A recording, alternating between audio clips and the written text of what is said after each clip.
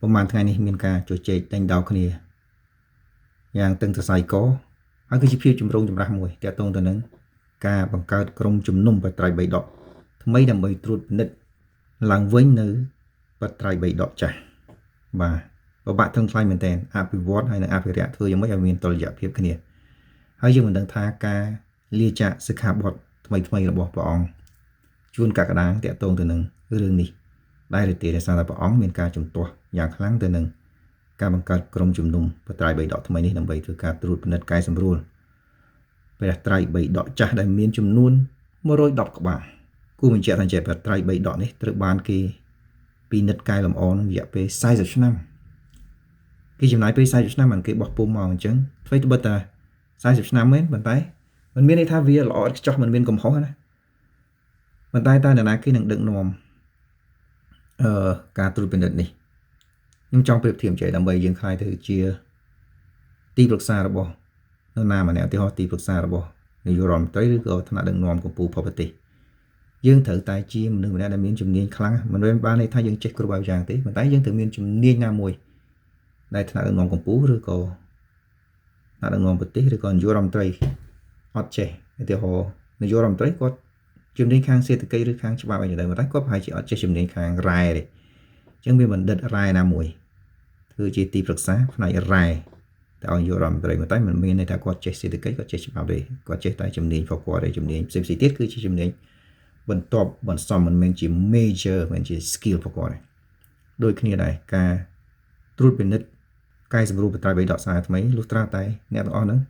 មានជំនាញខាងទី1អក្សរបាលីទី2ពុទ្ធសាសនានឹងស៊ីជម្រៅមិនមានន័យថាក្រុមជំនុំថ្មីហ្នឹងមិនចេះទេប៉ុន្តែដូចខ្ញុំនិយាយចឹងយើងធ្វើម៉េចថ្លឹងថ្លែងវាឲ្យមានតុល្យភាពរវាងការអភិរក្សនិងការអភិវឌ្ឍព្រោះដូចយើងនិយាយខាងលើចឹងសភើនេះគេចំណាយពេល40ឆ្នាំមកហើយបើសិនជាគ្រាន់តែយកវាមកវាយឡើងវិញណា110ក្បាលហ្នឹងមិនដឹងចំណាយពេលប្រហែលឆ្នាំមិនវាយហើយកុំថាឡើយដល់ទៅស្វែងរកកំហុសទាំងឡាយដែលប្រហែលជាមានដែរកំហុសតិចតួចមួយចំនួននៅក្នុងបត្រៃ3ដកទាំង110ក្បាលនោះដែលត្រូវបានបោះពុម្ពត្រួតពិនិត្យយ៉ាងយកចិត្តទុកដាក់អស់រយៈពេល40ឆ្នាំដោយពុទ្ធសាសនាបណ្ឌិត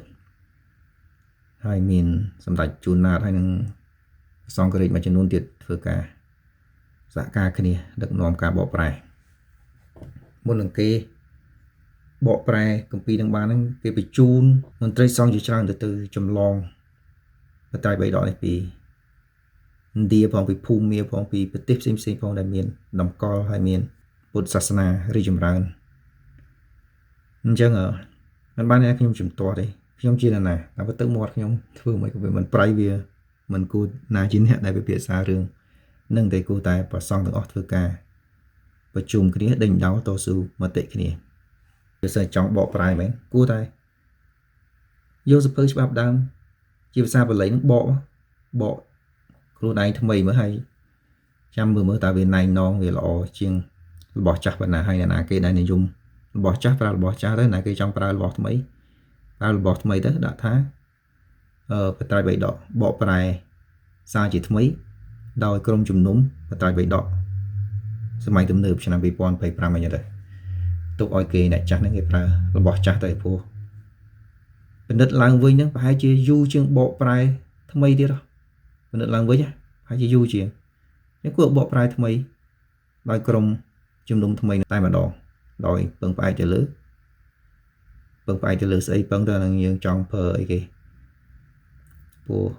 បត្រៃ3ដកទៅបានសរសេរជាភាសាបាលីអញ្ចឹងអ្នកដែលមានជំនាញភាសាបាលីយកអានឹងមកបកប្រែថ្មីដែរ